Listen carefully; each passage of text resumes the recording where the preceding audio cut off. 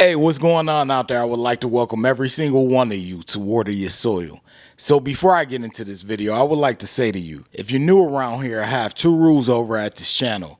The first rule is for you to always use your own discretion when it comes to credit cards and credit scores. The second rule, that's for you to verify everything that you learn, whether it's on this channel, another channel, or anywhere. That should be a rule to life. So getting into the video, this is going to be about a new news article that recently released, and I like to share the news on credit cards and credit scores over at this channel. Now I'm going to give a disclaimer in regard to this video. This is going to be a video in relation to some politics, and just to let you all know, everyone has a different opinion when it comes to politics. Everyone has different political parties, whether you're Democrat, Republican, liberal, conservative, whatever it may be. Everyone has a different belief system, especially when it comes to that. But this is in relation to credit cards, and I like to tell the news regarding credit cards. Normally, I never discuss politics or anything like that on this channel because those things really don't have anything to do with how credit scoring works and how to accomplish a good or excellent credit score. I know some people, they'll have their own opinion and say, yeah, it does have something to do with that. But I decided to share this news article, as I stated, because it is related to credit cards. So we're going to get right into it. But just to let you all know, with the disclaimer, please be respectful below in the comment section if you are going to leave a comment in regard to this video. I don't care which side you're on when it comes to politics. Please be respectful and respect other people's opinion. If you can't be respectful, you will get blocked. I'm not going to block people for having a difference of opinions. That would be foolish. However, I will block people for being disrespectful to me, this platform, and the people who do choose to comment and subscribe to this channel. So we're going to get right into the article. So I originally saw this article on Forbes.com, but they left a link to the article because I guess it was only a paragraph that was in relation to this news, but they left a link, and the link sent me over to MarketWatch.com. So over at MarketWatch.com, the article reads, Trump proposes credit card interest caps, but smart money still views him as bank friendly. It says Trump regulators were bank friendly during his term in the White House. This article was released on September 19th, 2024. You know, people, they come by sometimes and they be like, hey, this is not new news. And one thing about me, I always make sure to include the date for those people because they swear up and down that the news that I tell on this channel isn't new. And I don't usually like to tell news that's longer than 2 weeks because then you get people who come and leave comments like that. But as you could clearly see, September 19th, this is a new news article, so we're going to get further into it. It reads, Donald Trump made headlines Wednesday night, promising a crowd in New York he would, if restored to the White House, put a temporary cap on credit card interest rates at around 10% if he were elected. Doing so will require Congress to pass legislation, a move lawmakers on both sides of the aisle have proposed in recent years. So basically, Trump, he wants to put a short-term cap on interest, and he wants to cap it around 10%. And if you notice in the second paragraph, they said both sides, both the Democrats and Republicans, have been trying to do something similar. If you've been on this channel for a while, you'll recall I did recent news articles in the past in regard to them trying to cap late fees as well as attempting to cap interest. And some of you may want to know, how would this help you? I'm going to get into that later on. So you want to stick around to the end of the video. I'm going to give you both sides of the coin. I'm going to tell how it could potentially hurt you, and I'm also going to reveal how it could help you. So you want to stick around for the rest of the video, but we're going to get further into it. It reads, consumer banks like JP Chase and Citigroup earn a tidy share of the roughly $120 billion in credit card interest and fees Americans pay each year. And industry groups have fought past efforts to cap fees by arguing that it would make it difficult for Americans to get approved for credit cards. Meanwhile, the analyst community isn't taking the former president's proposal too seriously and is instead looking at Trump's bank-friendly first term as a guide for how investors should play a second Trump term should he win. Now, if you read it along with that, it's kind of interesting because it says JP Chase and Citigroup, they pretty much get a bulk of the $120 billion in credit card fees as well as credit card interest. Now, I've talked about that in the past before as well. And one thing that's interesting to me is this whole cap and late fees. I'm not really into discussing politics on this channel, but my personal opinion is it's up to the consumer to always make sure that you cover you first.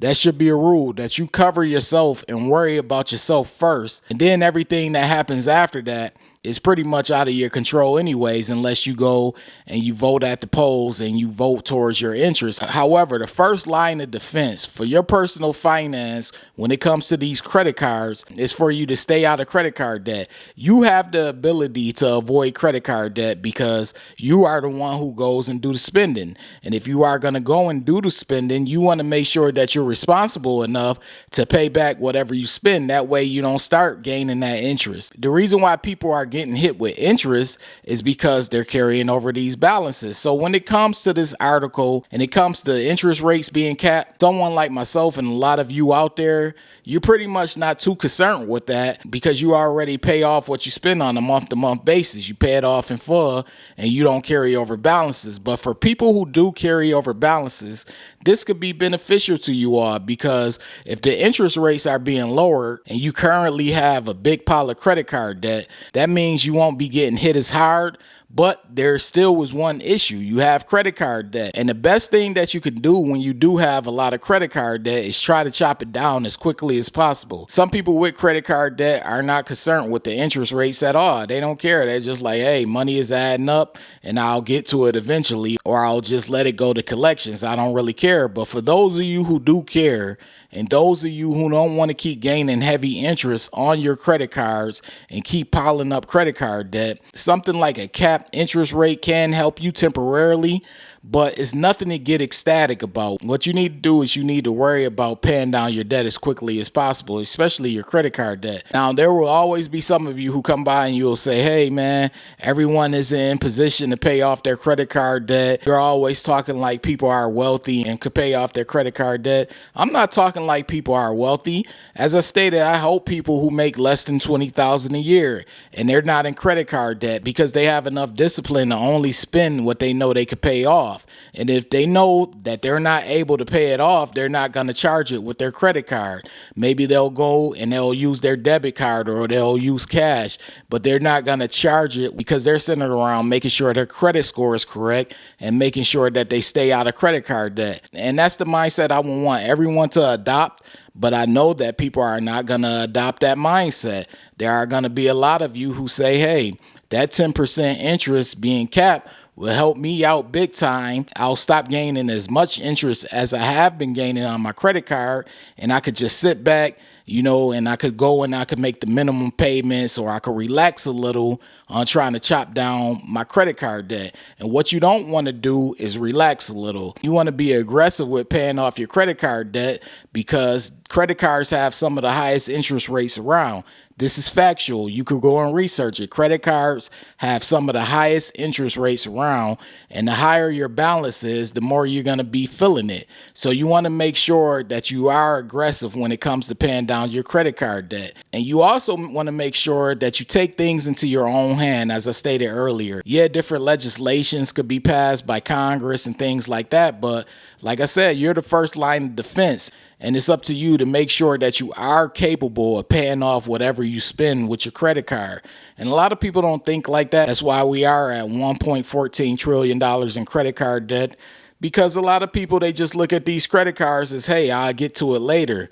And you never know when you're going to need your credit score. I know some of you out there, you are careful with these credit cards and you pay whenever you make a charge. Everyone has their way of doing it. Some people, they wait till their statement come in, then they pay their statement balance in full. That's what I do.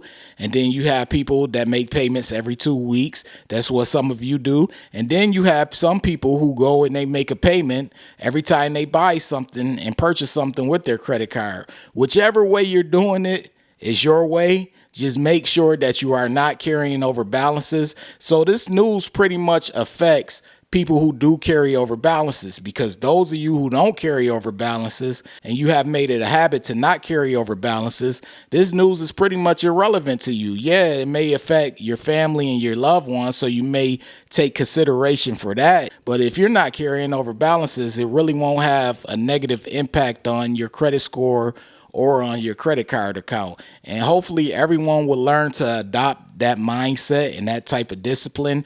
But I'm a realist, so I know that's not going to happen, but I still have to teach people who are open-minded to doing so. But the article was posted on Market Watch, so you can read the rest of the article. It's pretty much going to be about financial things in relation to Trump. I just wanted to cover the credit card part, the part that I saw on Forbes. So you can read the article. I'm going to post it in the description box. You can check it out, but you'll be seeing a lot of news regarding credit cards and credit card fees being capped and things like that. And you want to make sure you pay attention to it because it's important, which is why I'm sharing it with you. But if you're someone who doesn't carry over balances, this news really won't have a negative impact on you like it will on people who do carry over balances. Maybe it'll be a positive impact because they'll be able to pay down their debt quicker. Or maybe they'll get lazy with it and say, hey, since late fees are capped, then I don't have to worry about it as much as I did before. But either way, this is a proposal. We haven't had an election yet, so we don't know what's going to happen, which way things are going to fall. But I just wanted to share this with you all because it is credit card news. And as you know, I share credit card news and credit score news over at this channel. But as I stated, please keep things respectful below. You're okay to leave your opinion, but please respect other people's opinion and please respect this channel. I just stated my disclaimer earlier in this video, so hopefully you all respect that because I don't shy away from using the block button. But anyways, I would like to say if you're new around here and you're feeling the vibe, this is Water Your Soil. Be sure to hit the subscribe button, turn on all notifications. That way you don't miss a future video because I post often. Also, this goes to every single one of you, especially my subscribers. Be sure to hit the like button. That's your way of showing support. It lets the algorithm know you support this video and you support this channel. I appreciate every single one of you for taking out the time to watch this video, support this channel, to leave comments, share my videos. I really do. I know sometimes people like to look at content creators like we're in a different space from the everyday person, but I'm just like you are. I just so happen to make videos on YouTube. So I appreciate all of the support. I have to worry about my credit scores. I have to worry about managing my credit cards as well. I'm no different than you. I'm strictly on here sharing information. But I do appreciate you all for taking out the time to listen to me and watch my videos. I really mean that. This is Water Your Soil, and I'm out. Hold on.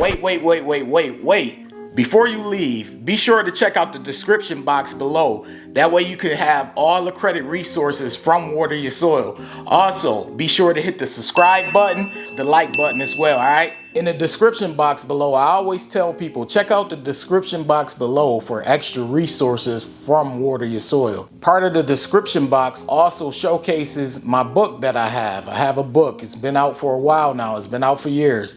It's titled Strategies to Master Credit. The book is available. It's on Amazon. It's on Barnes & Noble. Most online bookstores have the book. And the book is basically about how FICO credit scoring works. Once you understand how FICO credit scoring works, you're pretty much on your way to helping yourself build, develop, and maintain a good credit score. So check the book out whenever you get a chance.